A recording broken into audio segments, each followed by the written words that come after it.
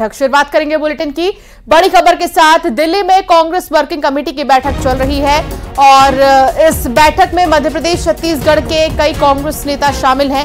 दोनों प्रदेशों के आला नेता बैठक में मौजूद हैं। लोकसभा चुनाव में मिली हार के बाद मंथन चल रहा है और सीडब्ल्यूसी की बैठक बेहद अहम है। अभी भी लगातार जारी है सीडब्ल्यूसी की बैठक। मल्लिकार्जुन खड़गे की अध्यक्षता में ये बैठक चल रही है। दिल्ली से लेकर मध्य प्रदेश छत्तीसगढ़ के कई कांग्रेस नेता इस बैठक में मौजूद हैं और हार पर मंथन किया जा रहा है कि आखिर क्या वजह रही जो मध्य प्रदेश में कांग्रेस पार्टी बुरी तरीके से हारी है, एक भी सीट नहीं ला सकी। हालांकि छत्तीसगढ़ में एक सीट पर कांग्रेस ने जीत हासिल की। इसके साथ ही और भी अन्य राज्यों को लेकर भी समीक्षा की जा रही है।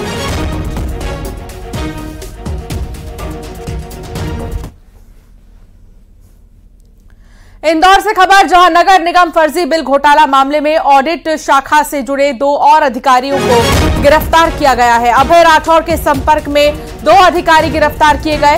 साक्ष्य सामने आने के बाद भोपाल, इंदौर से गिरफ्तारी हुई है। कोर्ट में पेश कर आरोपियों को रिमांड पर लिया जाएगा। ऑडिट शाखा से जुड़े 2 और अधिकारी गिरफ्तार हुए हैं। इंदौर की यह खबर, साक्ष्य सामने आने के बाद भोपाल, इंदौर से गिरफ्तारी हुई है।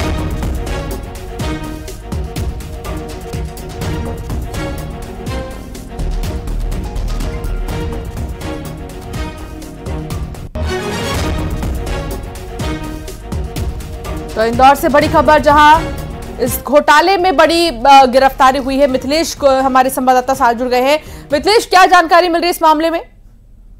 देखिए, नगर निगम घोटाला जो है, फर्जी घोटाला जो है, उसकी शुरुआत हुई थी कि बिना काम किए पेमेंट हो गए। जिन ठेकेदारों को काम मिला भी नहीं, उनके बिल लग गए और पेमेंट हो गए। लगातार इस पूरे मामले की जांच चल रही है और अब तक करीब 15-16 लोग की गिरफ्तारी हो चुकी है और लगातार जैसे जैसे जांच आगे बढ़ती जा रही है और भी अधिकारी इसके जद में आते जा रहे हैं। एक के बाद एक बड़े अधिकारी इसमें गिरफ्तार हो चुके हैं और कई भी अधिकारी जो है इसमें गिरफ्तार होने वाले हैं, क्योंकि पूरा मामला जो है कई सौ करोड़ घोटाले का है। इस बीच में एक और बड़ा घोटाला सामने आया है, वो पाइपलाइन की मेंटेनेंस फर्जी घोटाला सामने आया है, जिसमें कांग्रेस ने बड़ा आरोप लगाया है 65 करोड़ रुपए का। इसमें उनका कहना है कि एक ही ठेकेदार को 5,500 जो सरकारी बोरिंग है उसके मेंटेनेंस का काम दे दिया गया। उसमें जो जीआई पाइप का इस्तेमाल किया गया था उसे निकाल कर कबाड़ियों को बेचा जा रहा, उससे भी पैसे कमाए जा रहे हैं। दूसरी तरफ पीवीसी पाइप लगाया जा रहा है जिसकी कीमत बहुत ज्यादा, जो बाजार की कीमत है उससे ज्यादा उसकी कीमत बिल में लगाई जा रही है और उस पूरे घोटाले का जो मामला सामने आया वो 65 करोड़ रुपए का है। तो कांग्रेस ने एक बड़े घोटाले की ओर अब जो है वो फाइल दिया है, दस्तावेज दिया है, जांच की बात कही जा रही है। ईओडब्ल्यू को शिकायत हुई है, पुलिस को शिकायत हुई है, लेकिन कहीं न कहीं नगर निगम जो है भ्रष्टाचार का बड़ा अड्डा बन चुका और एक के बाद एक बड़े घोटाले लगातार सामने आ रहे हैं और इसमें कई सारे अधिकारी अब तक गिरफ्तार हो चुके हैं। कई सारे अधिकारियों की गिरफ्तारी की बात कही जा रही है। मुख्यमंत्री से लेकर नगरीय प्रशासन मंत्री कैलाश विजयवर्गीय कह चुके हैं किसी को भी नहीं छोड़ा जाएगा। जितने भी कड़ी हैं सभी के साक्ष्य जुटाए जा रहे हैं, जांच चल रही है, सबूत सामने आ रहे हैं और हर किसी पे बड़ी कार्रवाई होगी। लेकिन देखिए, ये शुरुआत पहले दिन की नहीं है। सालों साल से ये भ्रष्टाचार चल रहा था। छोटे से कदम प्यून से लेकर अपर आयुक्त तक के जो अधिकारी हैं उनकी मिलीभगत सामने आ रही। कई सारे आईएएस अधिकारियों के नाम सामने आ चुके हैं जो तत्कालीन उस वक्त में कमिश्नर रहे, उन सभी को लेकर भी जांच की बात कही जा रही है। तो एक बड़ा जो घोटाला है उसको पर्दे के पीछे कौन है, कितने किरदार है, कितनी भूमिका है, सबको लेकर इस वक्त इन्वेस्टिगेशन चल रही है। लेकिन नगर निगम, इंदौर नगर निगम में महा घोटाले की एक के बाद एक कई तस्वीर लगातार सामने आ रही है और ये जो आंकड़ा है वो कई 100 करोड़ तक का है और ये वो पैसा है जो आम जनता के टैक्स का है। आम जनता की जो कमाई है, आम जनता का जो पैसा जो टैक्स पे किया जाता है, उस पैसे के साथ में घोटाला किया गया है। बहुत शुक्रिया मिथिलेश जानकारी साझा करने के लिए। नारायणपुर से खबर, जहां शव लेकर जवान कडेनार कैंप पहुंचे हैं। मारे गए नक्सलियों के शव लेकर जवान पहुंचे हैं। 15 किलोमीटर पैदल चलकर जवान कैंप पहुंचे हैं। अबू झमाड़ में तीसरा बड़ा मुठभेड़ हुआ है और यहां पर 7 नक्सली ढेर हुए हैं। 3 जवान घायल हुए जिन्हें एयरलिफ्ट कर रायपुर हॉस्पिटल लाया गया। हालांकि अब शवों को लेकर भी कैंप पहुंचा दिए गए हैं। साथ ही अबू झमाड़ में तीसरा बड़ा मुठभेड़ हुआ है। 15 किलोमीटर पैदल चलकर जवान जो है कैंप पहुंच गए हैं।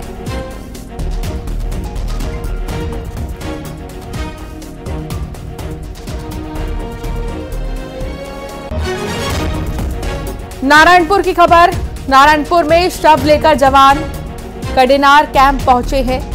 मारे गए नक्सलियों के शव लेकर 15 किलोमीटर की दूरी का जो सफर है वो तय कर जवान आखिरकार कैंप पहुंच गए हैं। तो बड़ा मुठभेड़ और यहां पर 7 नक्सली ढेर किए गए हैं। खेमनारायण संवाददाता साथ जुड़ गए हैं। खेमनारायण, क्या जानकारी आपके पास इस मामले में? जी देखिए, कल 7 जून को जो दंतेवाड़ा नारायणपुर जिले के सीमावर्ती क्षेत्र में जो मुठभेड़ हुआ था, उसमें जो है जवानों को भारी बड़ी सफलता मिली थी और नक्सलियों को ढेर किया गया था। अब जो है जवान जो सर्चिंग अभियान चला रहे थे वो अब जो वहां से बाहर निकलते हुए कडेनार कैंप तक पहुंच गए हैं और नक्सलियों का 100 और हथियार बरामद करके जो है जिला मुख्यालय लाने की तैयारी है। और उसके बाद जो है जिला मुख्यालय में प्रेस कॉन्फ्रेंस के माध्यम से पूरी घटना की जानकारी दी जाएगी। बहुत शुक्रिया खेमनारायण जानकारी साझा करने के लिए। क्या चिता की राख में मर्डर का सबूत तलाशा जा सकता है, वो भी गोली सुनकर? यकीनन आपको हैरानी हो रही होगी, लेकिन ऐसा ही एक शख्स की गोली मारकर हत्या कर दी गई, लेकिन पोस्टमार्टम रिपोर्ट में गोली नजर ही नहीं आई। अस्थि कलश में भी गोली को तलाशा गया, लेकिन अब यह गोली पहेली बन गई है।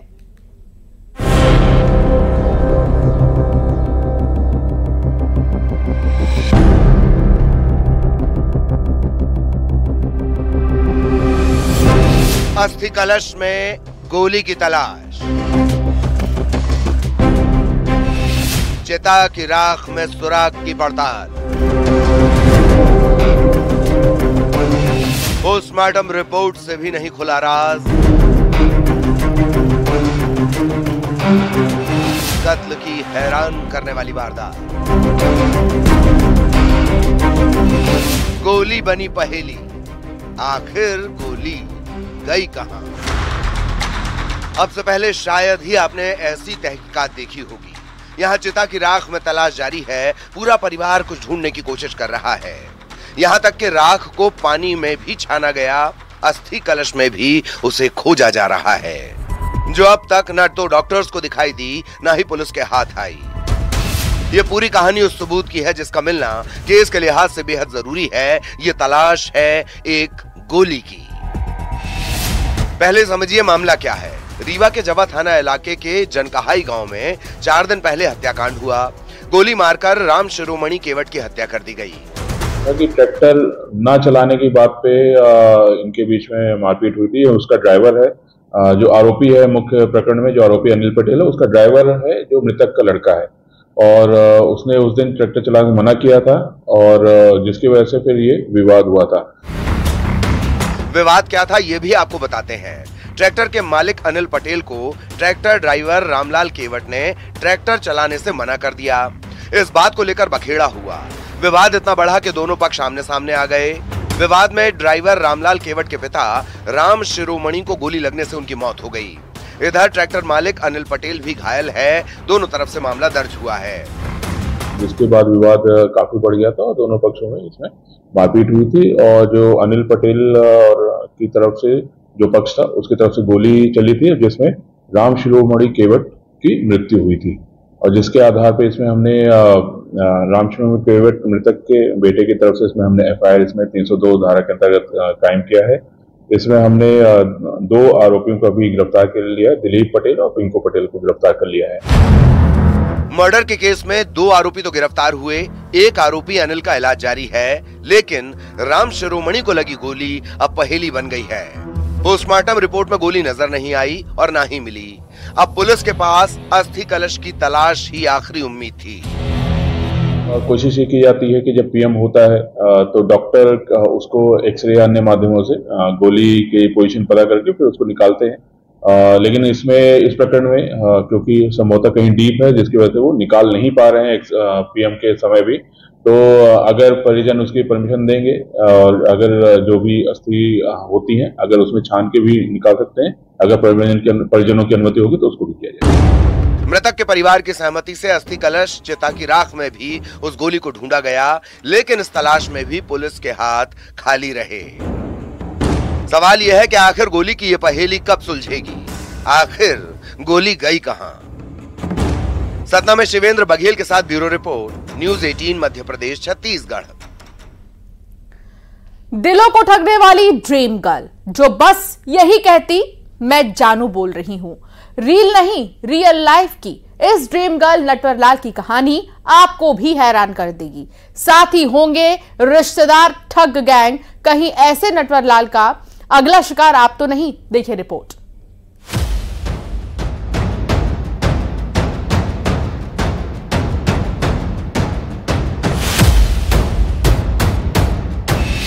उसकी आवाज में खनक, आवाज का जादू, वो बन गया ड्रीम गर्ल। दिल को ठगने वाली ड्रीम गर्ल। इधर रिश्तेदार ठग गैंग की कारस्तानी। कोई जज्बात से करे खिलवाड़,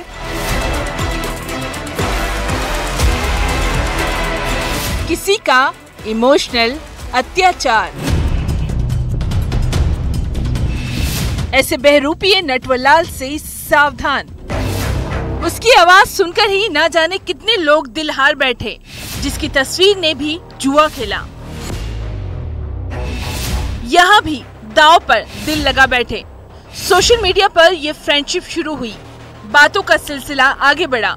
फिर जिस लड़की से चैटिंग हो रही थी उससे बातें भी शुरू हुई। लेकिन इस कहानी में जबरदस्त ट्विस्ट है।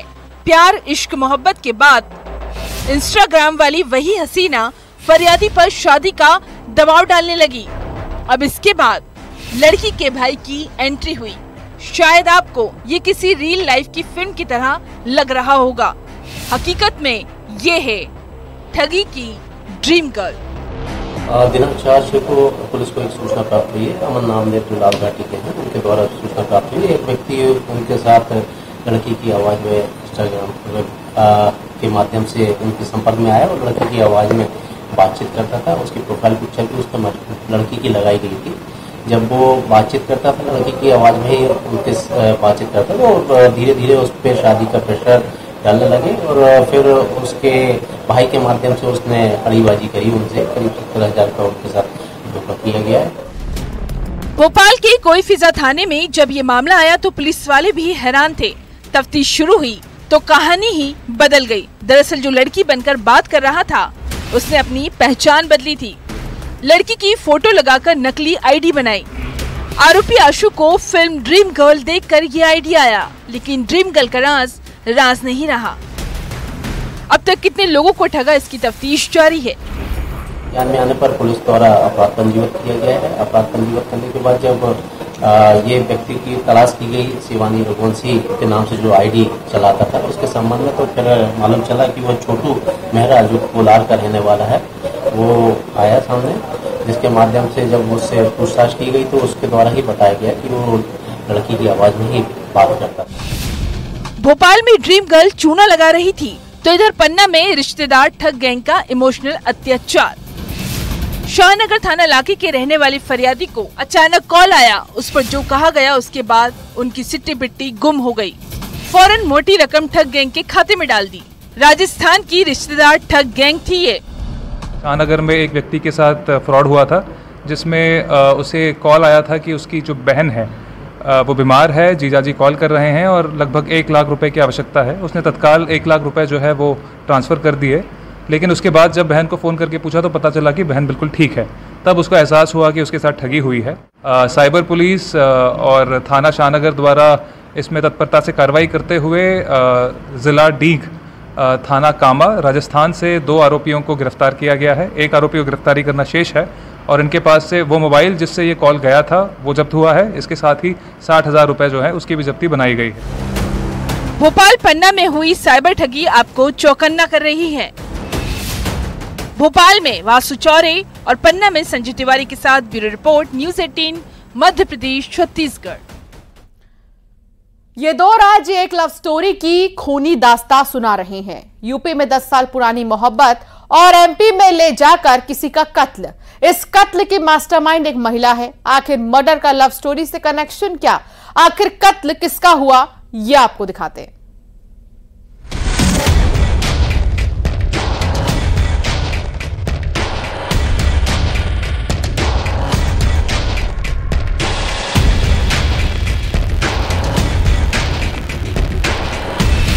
यूपी में धड़का दिल, एमपी में मर्डर।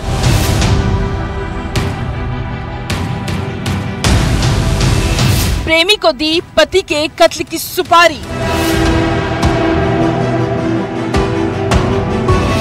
फिरौती में 7 फेरे का वादा। 10 साल की लव स्टोरी।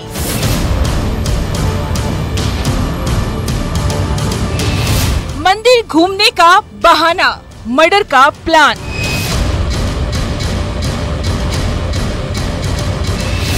बेवफा बीवी की खौफनाक साजिश। इस इलाके में लाश मिली, खेत में बाइक अलग पड़ी थी और लाश अलग। ये वारदात क्या कोई हादसा है? क्या बाइक फिसल गई और इस शख्स की मौत हो गई? पोस्टमार्टम रिपोर्ट से खुलासा हुआ वो चौंकाने वाला था। गला घोंटकर हत्या की गई थी। बाइक के नंबर से मृतक की पहचान हुई। 27 साल का अशोक पाल सोचना थाना इलाके का रहने वाला था, जिसकी लाश 5 जून को टीकमगढ़ के दिगोड़ा थाना इलाके के बमहोरी में मिली। अशोक पाल के कातिलों की तस्वीर अब जरा एक एक कर देखिए। इस पूरे खेल की मास्टरमाइंड ये महिला है जो मृतक अशोक पाल की बीवी है। एक थाना दिगोड़ा में दिनांक 5 तारीख को एक बॉडी मिली थी। वहाँ पर बमोरी गांव में पेट्रोल पंप के पास एक व्यक्ति मृतावस्था में पड़ा था। पुलिस ने तत्काल एक्शन लिया, उसका पीएम कराया। उससे पता चला कि इसके गले में गला घोंटकर इसकी हत्या कर दी गई थी। इस पर अज्ञात आरोपियों के विरुद्ध धारा 302 के तहत अपराध पंजीबद्ध किया। उस मृतक की पहचान अशोक पाल, ग्राम थाना सोजना और ललितपुर के रूप में हुई। पति के कत्ल की स्क्रिप्ट आरोपी पत्नी ने खुद लिखी, यानी कैसे कत्ल करना है, जिसमें साथ दिया उसके प्रेमी सीताराम पाल और प्रेमी के रिश्तेदार ने। दरअसल ये साजिश 2 राज्यों में रची गई। यूपी के ललितपुर का रहने वाला था मृतक अशोक पाल, जिसका कत्ल आरोपियों ने दूसरे राज्य यानी एमपी के टीकमगढ़ में किया। अब वारदात वाले दिन क्या हुआ ये सुनिए। ओरछा मंदिर घूमने का बहाना बनाया गया, लेकिन प्लानिंग कत्ल की थी। इसने अपनी जो तकनीकी साक्ष्य और मानवीय साक्ष्यों की मदद से ललितपुर जाकर और वहाँ के अन्य क्षेत्रों में तलाश शुरू की और उससे ये पता चला कि मृतक के ही पत्नी ने पूरी योजना बनाई थी। मृतक की पत्नी का अपने जीजा के भाई के साथ 10 साल से प्रेम प्रसंग था और वो दोनों शादी करना चाहते थे। इसी को दृष्टिगत रखते हुए इन्होंने प्लानिंग बनाई। ओरछा से घर लौटते वक्त बमहोरी में पेट्रोल पंप के पास खेत में पार्टी हुई। जाम छलकाए गए। उसके बाद अशोक पाल की हत्या कर दी गई। जब पुलिस की टीम बाइक के नंबर से ललितपुर पहुंची तो 10 साल पुरानी लव स्टोरी का खुलासा हुआ, यानी बेवफाई की कहानी का। 5 तारीख को मृतक के जो साड़ू का भाई है सीताराम पाल और उसका कजिन भाई प्रेमलाल पाल, ये दोनों मृतक को ललितपुर से लेकर आए ओरछा तक। ओरछा से वापस जाके इन्होंने ग्राम बमोरी के पास खेत में उसको शराब पिलाई और शराब पिलाने के बाद उसके गमछे से उसके गला घोंटकर हत्या कर दी। बेवफा बीवी ने प्रेमी को फिरौती में 7 फेरे का वादा किया था, लेकिन क्लाइमैक्स में लिखा था रिश्तों के कत्ल की सजा, जेल की सलाखें। टीकमगढ़ में राजीव रावत के साथ bureau report, news 18 Madhya Pradesh Chhattisgarh. Firozabad Agra Lucknow expressway पर बस के पलटने की खबर है और बस में 35 से भी ज्यादा लोग सवार थे। 55 लोग सवार थे, जिसमें कि 35 लोग घायल हुए हैं। 2 लोगों की मौत की खबर है। छत्तीसगढ़ के दुर्ग से प्रयागराज जा रही थी ये बस और बीच में ही एक्सप्रेसवे पर हादसे का शिकार हो गई। घायलों को नजदीकी अस्पताल में भर्ती किया गया है। उत्तर प्रदेश के मुख्यमंत्री ने सड़क हादसे का संज्ञान लिया। सीएम ने घायलों के इलाज के लिए दिशा निर्देश जारी किए हैं। थाना नसीरपुर क्षेत्र की घटना है। ये फिरोजाबाद आगरा लखनऊ एक्सप्रेसवे पर बस पलटी है और बस के पलटने से 35 यात्री घायल हुए हैं, 2 की मौत हुई है। लखनऊ की तरफ 51 किलोमीटर पे एक बस जो वृंदावन से प्रयागराज जा रही थी उसका एक्सीडेंट हो गया था। यहाँ पे उस बस में लगभग 55 से 60 सवारियाँ थी। उसमें से जो घायल थे लगभग 25-30 लोग एम्बुलेंस की सहायता से उनको नज़दीकी अस्पतालों में भिजवाया गया है। उनका इलाज चल रहा है। ये बस बेसिकली छत्तीसगढ़ के दुर्ग ज़िले और उसके आसपास के रहने वाले लोगों को लेकर यहाँ वृंदावन आई थी और वृंदावन से ये प्रयागराज के लिए जा रही थी। छत्तीसगढ़ के दुर्ग से ये बस जा रही थी और इस बीच हादसे का शिकार, हालांकि सभी घायलों को अस्पताल में भर्ती किया गया है। बस में 55 लोग सवार थे, 35 यात्री घायल बताए जा रहे हैं। बस के पलटने की वजह से 2 यात्रियों की मौत हुई है। मुख्यमंत्री योगी आदित्यनाथ उत्तर प्रदेश के, उन्होंने दुख जाहिर किया है। तो दूसरी तरफ छत्तीसगढ़ से, क्योंकि ये बस जा रही थी प्रयागराज, तो यहाँ पर भी दुख जाहिर किया गया है। जितने भी लोग घायल हैं उन्हें फौरन से अस्पताल में भर्ती किया गया और संज्ञान क्योंकि उत्तर प्रदेश के मुख्यमंत्री ने लिया है, ऐसे में उन्हें निर्देश भी जारी कर दिए गए हैं अस्पताल को कि फौरन इलाज होने चाहिए अच्छे से, ताकि किसी भी तरह की कोई समस्या ना हो। छत्तीसगढ़ के दुर्ग से ये प्रयागराज जा रही थी बस और बीच में ही हादसे का शिकार हुई। फिरोजाबाद आगरा लखनऊ एक्सप्रेसवे पर यह बस पलटी है। बस के पलटने से 2 लोगों की मौत हो गई और 35 लोग इसमें घायल बताए जा रहे हैं। हालांकि घायलों की संख्या बढ़ भी सकती है। मौत के आंकड़े के बारे में अभी पुख्ता जानकारी नहीं है, लेकिन 2 लोगों की मौत की खबर है। छत्तीसगढ़ के दुर्ग से प्रयागराज जा रही थी। नजदीकी अस्पताल में इन्हें फौरन भर्ती किया गया। उत्तर प्रदेश के मुख्यमंत्री योगी आदित्यनाथ ने सड़क हादसे का संज्ञान लिया और साथ ही कहा कि घायलों के इलाज के लिए पूरी व्यवस्था अस्पताल करे।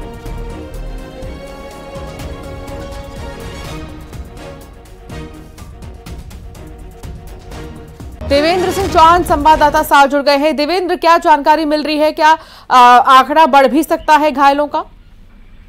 बिल्कुल, जो घायल है अभी आंकड़ा बढ़ने की बात नहीं हो रही है, क्योंकि डॉक्टरों की जो टीम है वो लगी हुई है, इलाज चल रहा है और जो जिनकी हालत खराब थी उनको जो है बेहद ट्रीटमेंट दिया जा रहा है। लेकिन अगर उसकी बात की जाए तो चूंकि 35 लोग करीब घायल हुए थे और साथ ही ये हादसा जो हुआ था उसमें बताया जा रहा है कि जो बस का ड्राइवर था उसकी लापरवाही से हुआ है। नींद आने की वजह से ये हादसा बताया जा रहा है, लेकिन पुलिस अभी भी इस मामले में जांच भी कर रही है कि आखिर ये हादसा हुआ क्यों। बहरहाल जो घायल है उनकी स्थिति ठीक है। अब जो डॉक्टरों की टीम है उसने जो है इनका इलाज किया है, तो अब स्थिति ठीक है। और सभी लोग जो उपचार की अगर बात की जाए तो 2 लोगों की इसमें मौत हो चुकी है और दोनों को मोर्चरी भिजवा दिया गया है। जी, बहुत शुक्रिया जानकारी साझा करने के लिए देवेंद्र। बुलेटिन में फिलहाल इतना ही। आगे भी खबरों का